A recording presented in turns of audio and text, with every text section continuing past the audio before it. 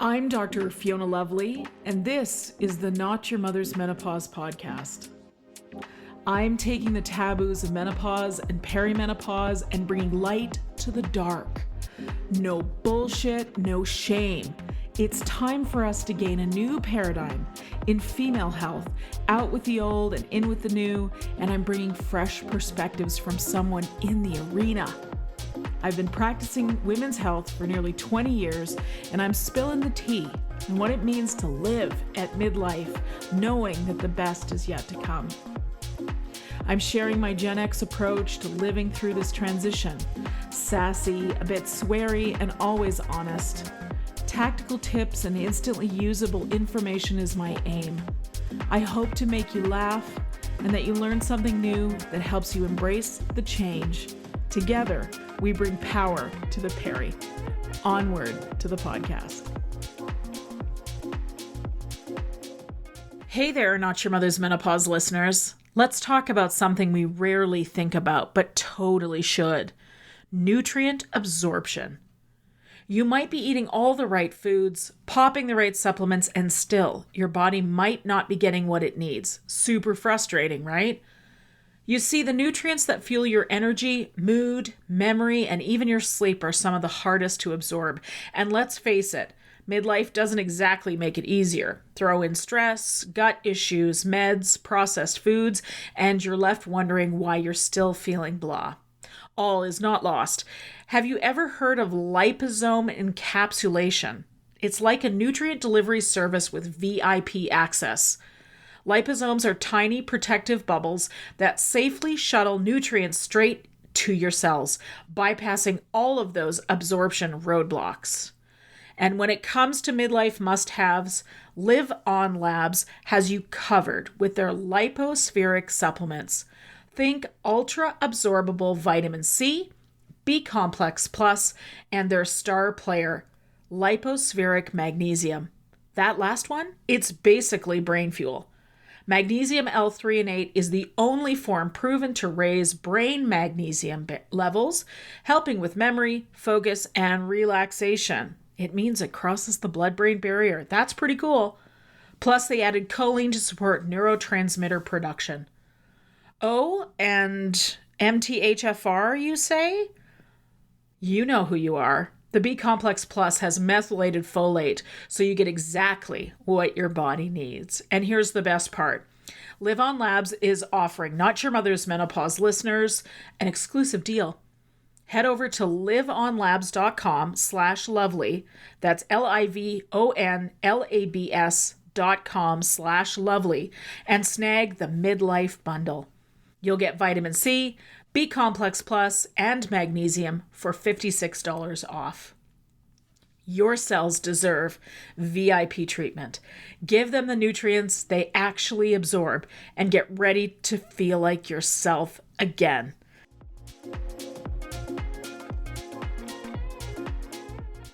Hello, listeners. It's Dr. Fiona Lovely here. This is, of course, the Not Your Mother's Menopause podcast.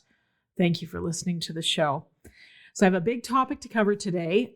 This is a discussion I'm having very, very frequently in the office, along with something that I'm talking about as guests in other speaking events. And that is the subject of the Musculoskeletal Syndrome of Menopause.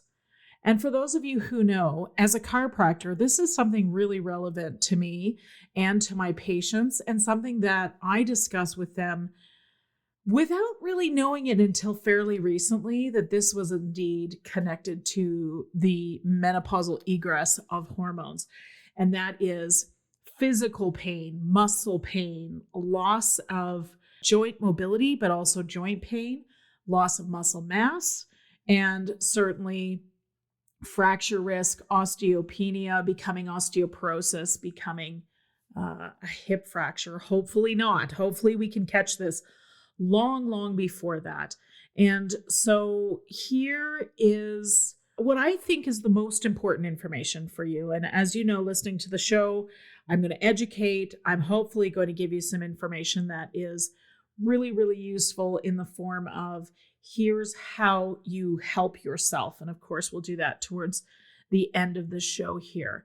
But thanks again for being here. I never ever take it for granted that you're here, that you're spending your time with me, and I want to make sure that I am doing a great job for you. So as always, reach out to me via drlovely.com. Let me know what you want to hear me talk about on the show. If you got a guest suggestion for me, let me know. Keep an eye out for some new and fun things coming this summer. And, I've been doing this now for 10 years. It's amazing to me that I'm just as excited about it now, if not more excited than I was when I first started talking to women on the podcast about menopause transition. Okay, let's get to the MSM. MSM stands for Musculoskeletal Syndrome of Menopause, and it is essentially joints, muscles, and bones affected by the estrogen flux and loss. So the withdrawal, if you will, from estrogen that happens in perimenopause. And now progesterone's not the only player, or estrogen's not the only player here. Progesterone is also playing a role, as does testosterone, although we know less about that for women in the MSM realm. But again, emerging research all the time. So here's something to understand. Estrogen and progesterone both provide pain regulation and inflammation control. Estrogen is a potent anti-inflammatory. And when it goes away, or when it starts to reduce significantly, what we find is that inflammation starts to rule. And this is where we get into the really pain episodes that we're talking about. And this is very, very common. In fact, 71% of women will experience the MSM, or the musculoskeletal syndrome of menopause. For 25% of those women, it will be disabling, meaning it will greatly affect our life, our lifestyle, and our ability to move around our world as we do. Now, when you go and have your doctor have a look to say, why is your shoulder, why do you have heel pain? Why do you have knee pain? Why is your hip sore? What's happening with your low back? 40% of women that have testing done to see what's going on in these joints causing pain will actually show that nothing is wrong structurally. So it can make it really hard for us to get treatment when that is the case. So in a sentence, muscle and bone health matters greatly to overall health and longevity. The MSM feels like back pain, stiff and sore joints and muscles, and can be hallmarked by frozen shoulder, plantar fasciitis, sore knees, and or gluteal pain or hip pain. Now, I laugh when I read this actual sentence that I wrote here in my show notes about those hallmarks. I've had all of them myself, not the sore knees, but gluteal pain, plantar fasciitis, and frozen shoulder. And actually, frozen shoulder for me started at either 37 or 38. So it was definitely part of my perimenopausal cascade, but that was 13 years ago. Was anybody recognizing it? Absolutely not. And I didn't either. We just didn't have the data. Now we have the data. Okay, there's 5 things that make up the MSM, and they go like this. Inflammation, which is joint pain, stiffness, what we call arthralgia. Number 2 is osteoporosis, which is the loss of bone density causing fractures. It shows up as osteopenia first. And this is on your DEXA scan or your bone scan is when you will typically get that diagnosis. And then it can progress to osteoporosis. It is number 3, the loss of muscle stem cells or satellite cells. And I'll talk about them in a minute, why they're important. Number 4, the loss of lean muscle mass, which is associated with aging. We call that sarcopenia. And number 5, arthritis. So we just gain this cartilage matrix fragility, meaning that the joints themselves cannot function, feel, move, repair themselves like they used to. What does this all mean? It means reduced flexibility and mobility. This is a major contributor to frailty. And if you've heard Dr. Vonda Wright talk about this, it's her research that has informed this particular discussion today. If you listen to her speak about frailty as an orthopedic surgeon, it's basically the kiss of death for women. Is as we get elderly, we get frail. When we get frail, we die. So what we can do now, us scrappy Gen Xers and the millennials that are coming along behind us and joining along in this little perimenopausal party. I had to resist saying pity party. Perimenopausal party. Welcome, all are welcome. Is that we want to look at what we can do now to prevent the frailty cascade. And most of us have had a mother, a grandmother, an auntie, a beloved family member or friend that has gone through the frailty misery. And I know about you, but I saw it and I want to avoid it at all costs. So the MSM also is pain, and it's increased tendon and ligament injury. It typically shows up for women in the early 40s. In my case, it was the late 30s. I had a lot of stress going through professional school and building a practice the first few years. So I'm going to guess that probably accelerated things for me. It shows up as frozen shoulder. And what we lose the ability to do is to rotate our arms backwards so that we can do up our bra or take off our bra. Okay, this is the internal rotation of the joint capsule of the shoulder. And that is, if you imagine your elbow going out and your hand going under, in and under, that is typically what we lose first. And frozen shoulder diagnosis is very, very common for women with the MSM.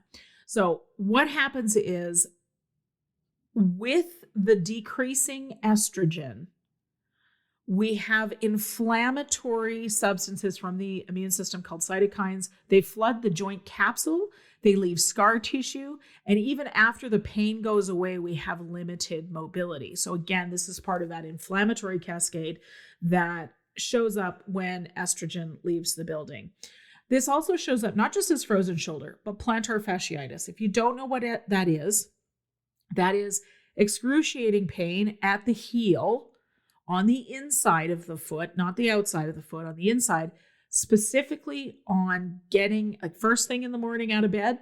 And if you've been sitting at your desk for a while or sitting down for a while and you get up, you have that pain. You have to stand for a minute to let your foot get used to being in that position before you can really move without pain. I have also had this as extremely painful and very, very common, and a sign of estrogen retreating from the tissue.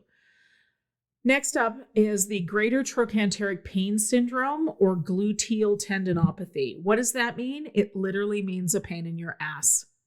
If you haven't seen the TikTok I've done on that particular topic, I suggest you go right now at Dr. Fiona Lovely, one word, and take a look at that. The comments are just do not disappoint. Okay, so it's literally a pain in your buttocks, okay? The gluteal muscles are, of course, the muscles that are the ones you sit on. What can happen is you can get the hip pain can come on with, again, the loss of estrogen. This is really common, and how it usually shows up is we find that we can't sleep on our side anymore because we wake with hip pain. So this is the gluteal tendinopathy. And then painful knees is the other way this shows up. So what's happening? We have the loss of collagen and muscle mass at the same time. We are losing strength, we are losing mobility, etc. Okay. Estrogen helps to maintain the collagen, which keeps the joints and muscles strong. After menopause, collagen declines by about 30% in the first 5 years, leading to stiffness and reduced elasticity. The strength of the hip and glutes is directly associated with pelvic floor strength. Isn't that fascinating? So if you know that you've had pelvic floor issues, and who hasn't, because you've seen a pelvic floor physio and they've told you that, you've got these exercises to do, whatever, perhaps they're doing therapy with you, etc., you're likely to have some kind of hip and glute pain associated with your menopause because you know that you have a pelvic floor issue. So if you haven't gone to see your pelvic floor physio, please do so. Let's talk about the satellite cells. These are the stem cells of the muscles, and they are signaled by estrogen. They provide tissue repair, maintenance, and regeneration. This function declines with age and lack of use.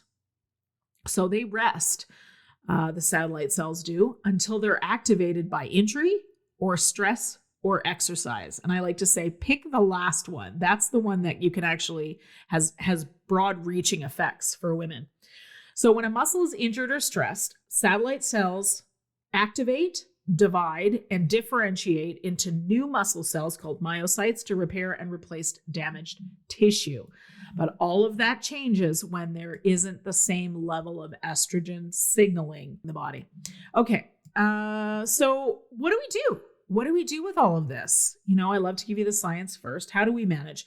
So here's some research that I'm going to share with you. Postmenopausal women put on HRT, given exercises for mobility and education on how not to compress their hip joint, had significantly better outcomes than women with education and exercises alone.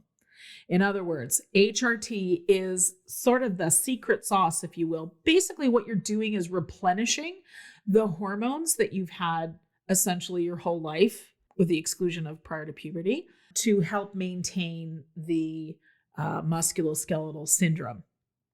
And the statistic is 26 to 37% reduction in fracture for women taking HRT. Women taking HRT also have a hormone replacement therapy, also have less, again, osteoporosis, less muscle loss, better bone density, and more robust intervertebral discs. Hopefully no one has ever talked to you about your IVDs or your intervertebral discs. But if you've heard those words, it probably means you've had some pain. Typically, it's a low back pain or it's neck pain. And, what can you do? The discs can be replaced, but that's not a nice surgery. And you don't want to get to that point. So how do we take care of them? It turns out that the data shows us, the science shows us that taking HRT makes for more robust discs.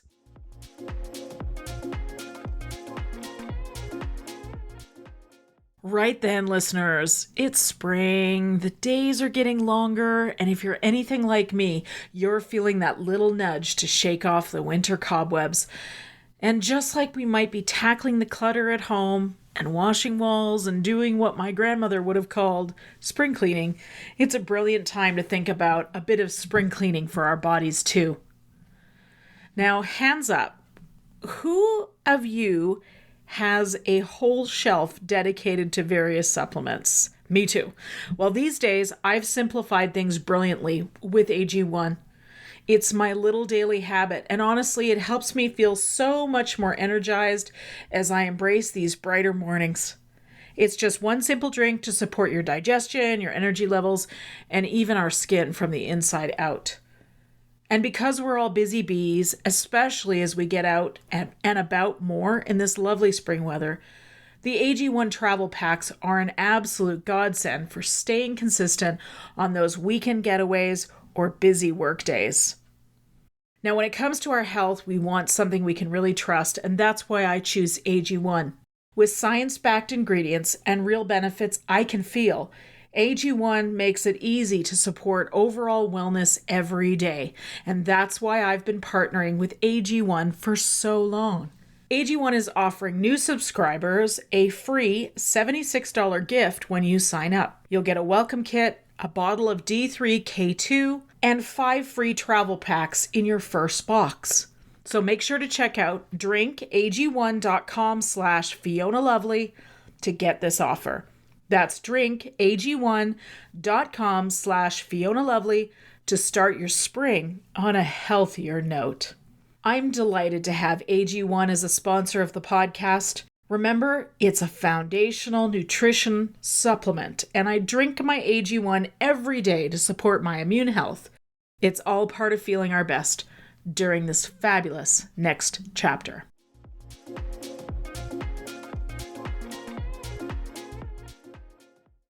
Hey guys, Dr. Lovely here again. Sorry to butt in while you're listening to this episode. But in case you don't know, I send out an awesome newsletter every 2 weeks. It's called Fiona's Friday Favorites, and I'm getting lots of great feedback about it.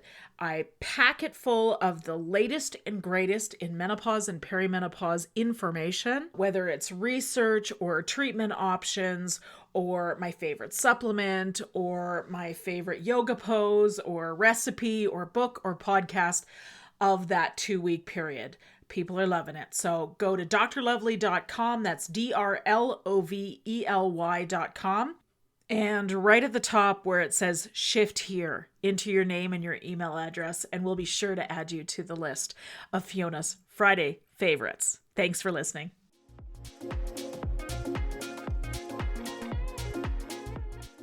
Now, something else that I want to mention while I was looking for through the research for this topic, for the show, is to talk about progesterone's role here. Now, there's not a lot of information yet on progesterone's role in the physical structures of muscles, bones, tendons, ligaments, etc.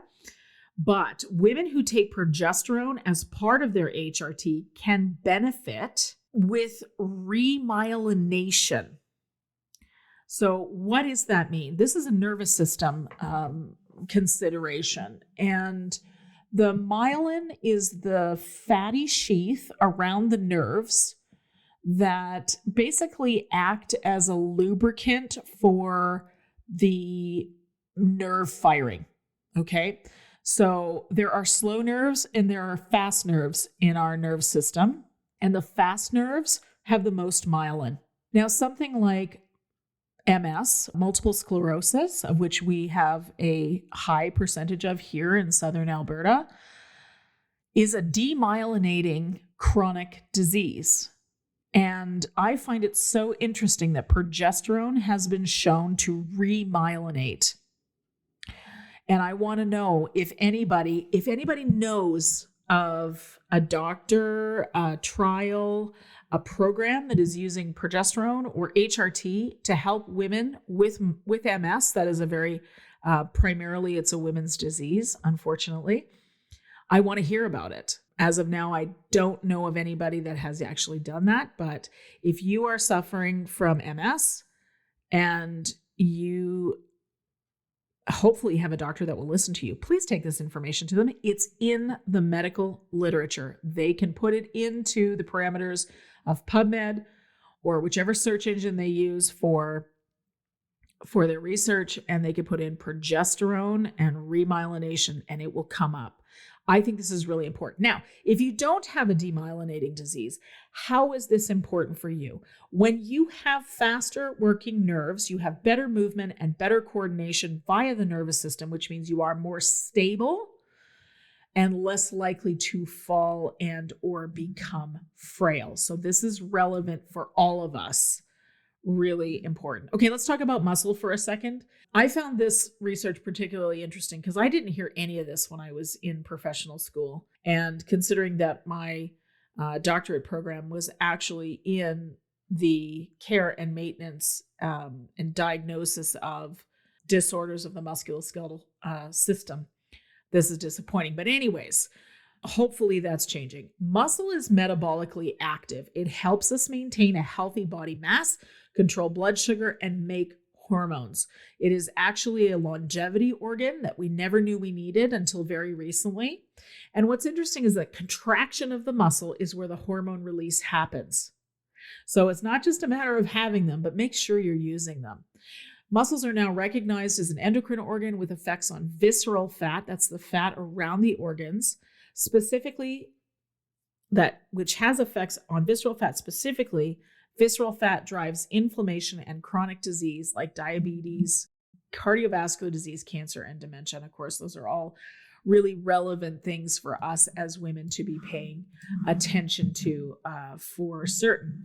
Okay, so let's get to what can you do about it? How do you manage the musculoskeletal syndrome of menopause? Keep in mind, 71+% of us. So chances are you're listening to this show and you're recognizing yourself in what I'm talking about. I know I certainly did that when I was looking at the research. And then I started to think about all the patients and all the people that I take care of that could benefit from this information. All right. So there's a few essential things for managing MSM. I'm going to list them and then we're going to talk about them individually. HRT, nutrition, strength training, movement, and manual therapy. So with HRT, I am talking about assessing and optimizing estrogen, progesterone, testosterone, and DHEA. Depending on your access to care, you may only have access to some of those hormones, or you may not need all of them. And that's okay. And yes, we are still in an era of medicine gatekeeping HRT for women. I'm hopeful that that will end soon, but there just simply isn't enough education of the doctors that's happened yet. So until that happens, we're kind of in this place where the practitioners who are really good at HRT prescription are hard to get in to see, or they're not covered, they're not in network, or there's just none in your area. So just be aware that it may be some or all of, hopefully all of these things, but let's just get started. Estrogen's the big mover here, okay? Now, I talked about remyelination of the glial cells of the nervous system, offering neuroprotection of motor functions, and that is what progesterone does. It offers you better movement, balance, coordination, and neuron growth. HRT reduces the risk of fracture, keeps soft tissue flexible, that is the muscle, the intervertebral discs, tendons, and ligaments, and it slows bone loss. It reduces the fracture risk 26 to 37%. Let's talk about nutrition a little bit. So protein intake to maintain muscles. Every man and their dog is talking, every woman and their dog is talking about this. So I'm sure you've heard this before, but just to give you the basic information here. Optimized protein intake for women is 1 gram per pound of ideal body weight. For example, for 150 pounds as your ideal body weight, that's 150 grams of protein daily. Ideally, this is a lower calorie, high density protein like is available in a steak or chicken breast or fish. Legumes do count as well. However, you have to eat a whole mess of them, which means you're taking your calorie count way up. So it's something you have to balance. And of course, reach out to a nutritionist if you need help figuring all that out for yourself. So the average person, the average woman, consumes 55 to 70 grams of protein per day. Basically less than half of what she should be consuming. So this is something we can really easily work on. Now, what I found is since I've been really paying attention to this, it has caused massive shift for me in my body, in my brain function, just in so many ways, in my energy, in my sleep. I don't even wait to get hungry. I just consume protein when I think about it. I just go, okay, well, it's a good time for me to get up from my desk, or it's time to have a little snack, and I will do cottage cheese or beef jerky or a yogurt, a high protein Greek yogurt outside of regular meals. And it seems crazy. I'm eating more, but I've lost weight. So when you get this, I also don't have cravings like I used to. And I'm just sharing this because you guys know, if you listen to the show, if you're longtime listeners of the show, I play with my own experience so that I can share this information with you from not just the science, but also how does this actually work in real life? The truth is, when you push protein consumption, a lot of the other stuff just goes away. Anyways, so much to say about this, but when you get the protein situation right, you don't have cravings or room, frankly, for the foods that are inflammatory. Okay, movement and strength training are crucial. Some form of exercise, at least 20 minutes a day. Weight-bearing exercise, that means walking, cycling, dancing, great. Lifting heavy things well. Technique is really important. As a chiropractor, I'm the one that fixes things when somebody does technique wrong. Probably the thing I see the most is deadlifts. So, oh my God, if you're going to do that, please make sure you know what you're doing. Please make sure you got somebody who knows what they're doing that's watching you so they can give you technique tips. Or avoid it altogether and do one of 1,000 other things that you can do that will give you strength in the muscles of the lower back and core. Just my 2 cents after 20 years of practice of fixing these things. Okay, lift heavy things, get your technique right, and stretch daily for flexibility. Water is critical for soft tissue, and it's imperative that you're drinking somewhere in the range of 2 to 3 liters a day.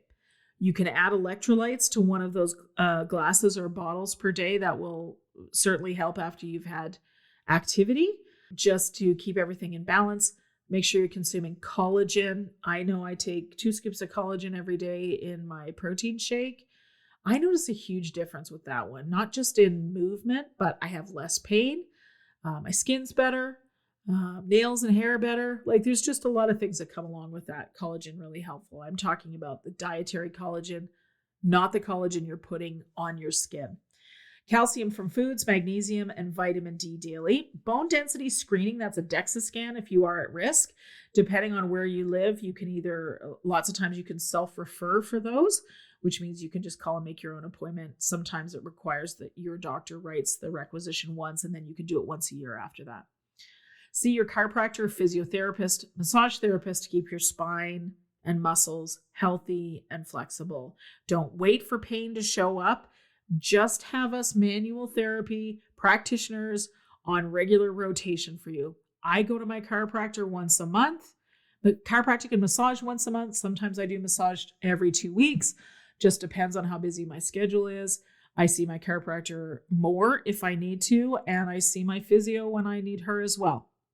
Strength, balance, and coordination daily, and fall prevention are the things you really want to be focusing on. And also, finally, I just want to say sleep is important for pain regulation and control. So if you're not sleeping the way that you would like to be, then there are things to do to manage that as well. I've had sleep experts on the show. I've done a couple of sleep episodes too. Talk to your doctor about it. By the way, progesterone, bioidentical, natural progesterone is one of the best things for you to take to help with sleep through the night. Okay, masterclass on musculoskeletal syndrome of menopause done. What a timely and cool thing to talk about. So fun for me today. I hope this was useful for you. Again, if you want to let me know what you thought of the episode, leave a comment on the website, which is drlovely.com. When you're there, please sign up for the newsletter. I send out a newsletter every 2 weeks. I pack it full of information that I'm paying attention to or things that people are asking me about in the office and clinic. So I think it's a really timely way to sort of stay in touch with everything going on. So once again, thanks for listening to the show. I'm Dr. Fiona Lovely for the Not Your Mother's Menopause podcast.